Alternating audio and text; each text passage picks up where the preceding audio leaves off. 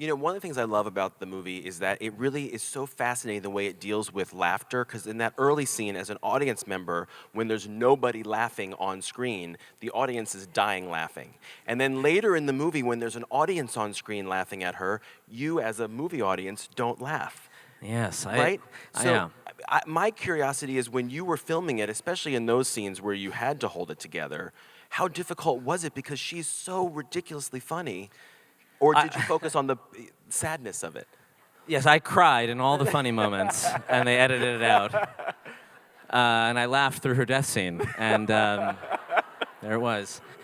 Spoiler alert. Yeah, so,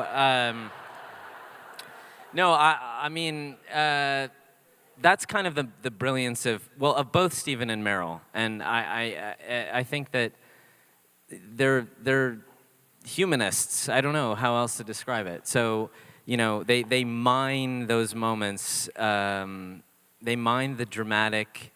That death scene is almost as uplifting as anything else in the film, and you know, Meryl delivers these lines that could be very heavy with a levity, because life is kind of is funny that way. So, and Stephen is the master of socking you in the gut when you're laughing, and making you laugh when you think you know you might break down. And you know, Philomena and all of his films, and even Dangerous Liaisons has all this humor to it. And if you watch Meryl's work, she's as hilarious as she is heartbreaking. So that's the genius of those people.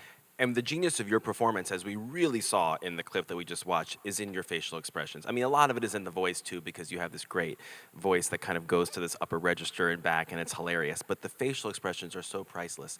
Do you just, as an actor, trust yourself that they're going to feel right and real? Is there any bit of you that's, like, at home in the mirror testing out little things? I have never stared in a mirror. I'm an actor. I don't know what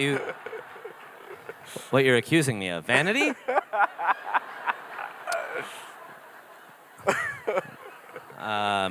This wintergreen suit didn't knit itself. Okay, yeah, no, I wouldn't stare in the mirror for any.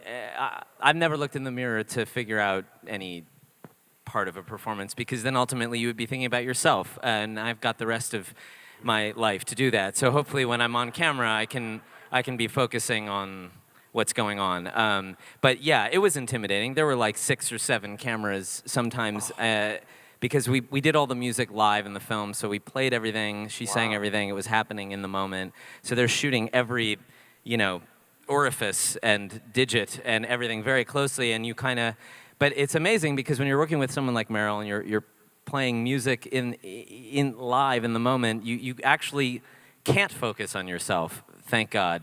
So I can look at, you know, one of the greatest actors that, you know, we know, we've seen, and I can try to get through this goddamn opera music that's so hard and get it done, and by the time you've done all that, you're watching Meryl, you're playing the music, he yells cut. So I luckily, and then I just have a funny face, so